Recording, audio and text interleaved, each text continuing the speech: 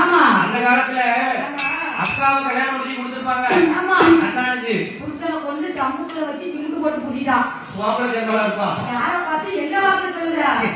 ஆமா புருஷன் கொடுத்த பாடு சமத்த கொடுத்தே தெரியுமே. அது தெரியும், இருந்தாலும் கணவனை கண்கண்ட தெய்வம். கொஞ்ச நாளைக்கு நெத்தியில குங்குமம் வைக்கணும். அதெல்லாம் இப்ப என் கல்யாணம் பண்ணாலே வைக்க மாட்டாங்க. வைக்கணுமா?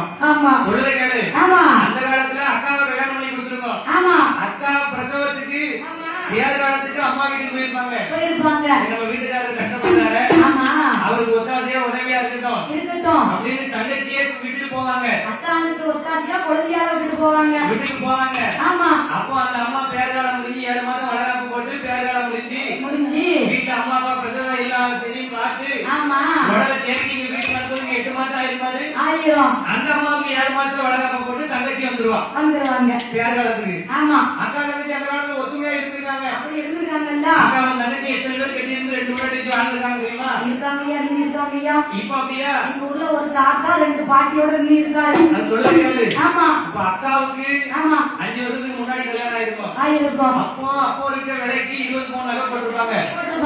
இப்போ ஒரு பவுன் நகை 1 லட்சம் ரூபா இருந்துச்சு. ஆமா அவளுக்கு 20 போட்டல ஒண்ணு தாண்டிட்டு நீ வீட்டை விட்டு எதை விட்டு எனக்கு தெரியாது. எனக்கு 22வது வேணும். அப்போ 5 லட்சம் ரூபாய்க்கு எடுத்துப்பாரு. ஆமா இப்ப 20 லட்சம் ஆயிட்ட நீ கடைசிக்கு என் கூடயே இருமான்னு உட்கார வச்சிருவாரு. ஆனால் ஆமா அந்த நாகக்கண்ணி பெண்மணியால் ஜாதகவி